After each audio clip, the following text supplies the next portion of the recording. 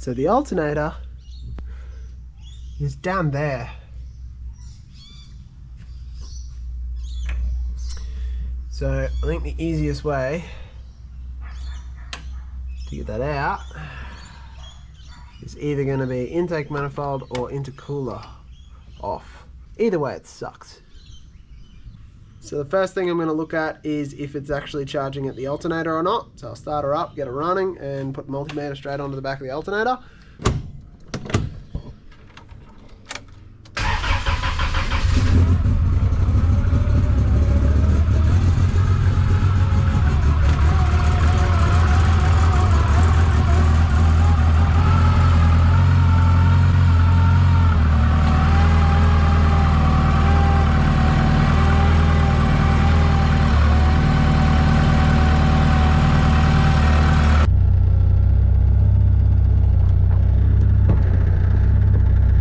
Okay, well that was incredibly difficult to do while trying to hold a camera, but yes, only 11.2 volts at the back of the alternator, at the power post on the firewall, on both sides, so definitely running just off the battery. So now I will just check and see if we have power or ignition power to the other pin. So ignition back on again, my hand in,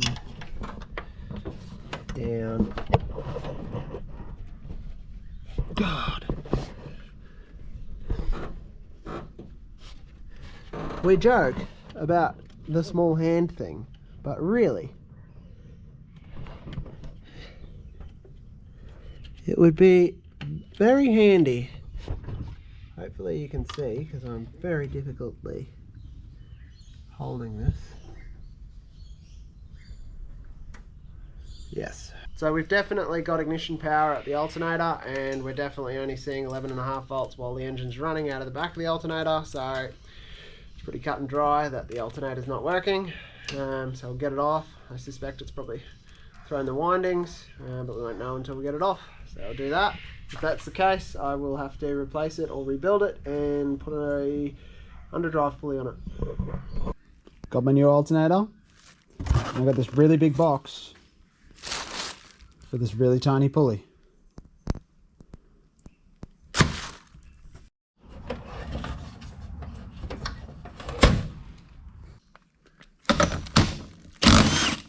Not that hard. Not hard at all. I was expecting that to be much more difficult.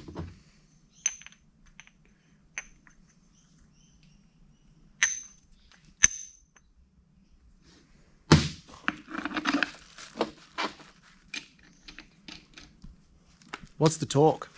Like 3 agar-daggers? 4. 4. Is that 4? Mm-hmm. Look at that. Well, you one agar-daggered too much on that nut by the looks of it.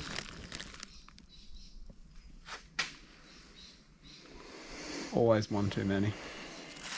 Okay, now you put it in the car. No, you install it. Damn it! Ruined it! I'm super motivated to change the alternator in the Corona. I'm super motivated to watch. Can I watch and you change the alternator? Hey, you're the mechanic. Lies.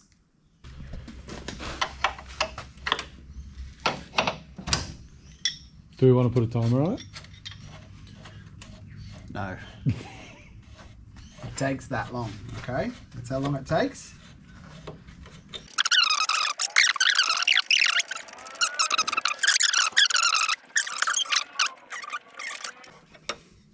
The parts car, ridiculously light. Probably because all the rust holes in it, but Well, that's why this is so light. rust holes. Rust holes.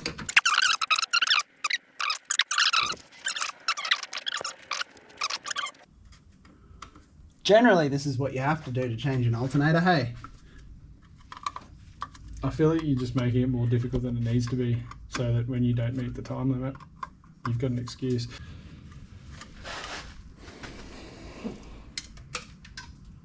Did it hit the ground? Did everybody notice that that was the last one?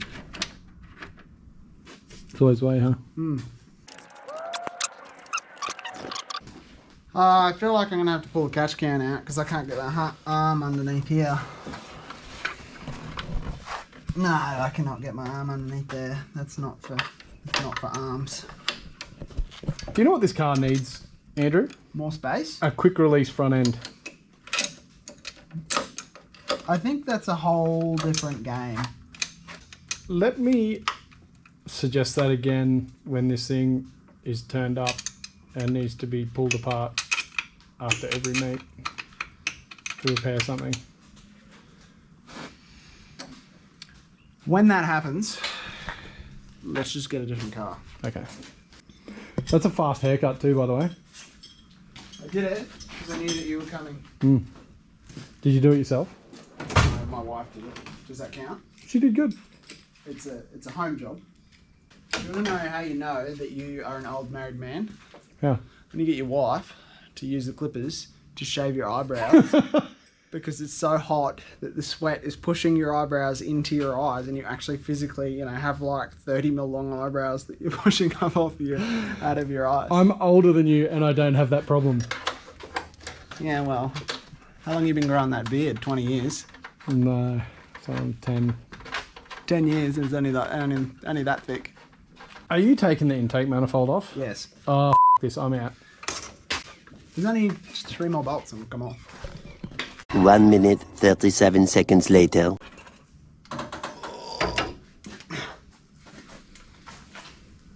All of that for that mongrel.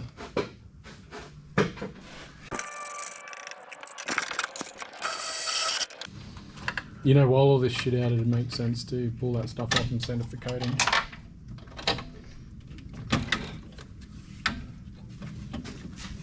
I ain't gonna get done before road trip. Oh, that's annoying. That's alright. We can pull it apart again. Let's just not do it. Even better. Big pulley. Talk about my big pulley. So glad you're here. I think we could explain it on the whiteboard.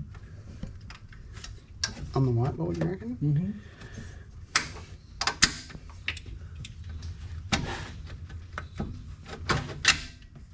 There we go. I'm going to use electrical wire as a measuring device, right? Yeah. Cheap. Hey? Cheap. Well, available is more to the point. Available. Yeah, I'm on the second rib. Should be fine.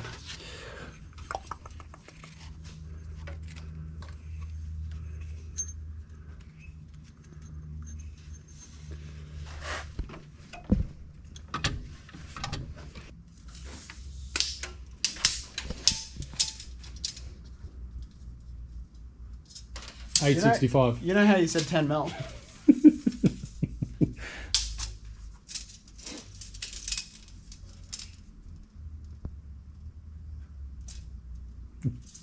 Is it 10 mil? It's definitely not 865. How much was it? Not 865. It was 865. Was it really? So I got a few different size belts. So I wasn't 100% sure what was going to work, and there's not a huge amount of adjustment in the alternator on this. And got my new plug, so we should be able to get this wired up and the alternator bolted on. And then tomorrow I will put the intake manifold back on. Yay! As long as this is the right plug and one of these belts fits. Okay, so the longest belt was the right belt. This new underdrive pulley has got quite a large lip on it, so it needs a longer belt to get over the lip. So I am close to max adjustment, but that's got to be all the way in to get this belt over this bigger lip. You may be wondering why there's a rib showing. Toyota harmonic balancer. It's actually a Ross balancer, but factory Sizing is only a 5 pk, whereas LS is a 6 pk, but with the pk belt doesn't really matter. It's not going to move out of those ribs, so it's just lined up to run off the front. So this here is my star point earthing bolt, which was the bolt that rattled loose because 3RZ this year in May at road trip, and we had to try and find and fix that on the side of the road.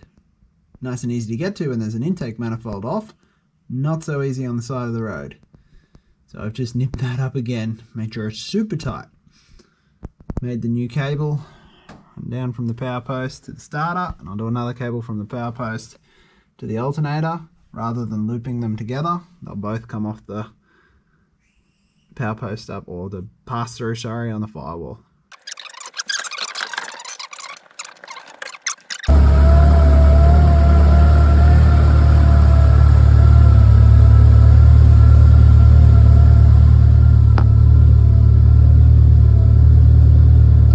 Alright, that's a wrap on the alternator. Fun.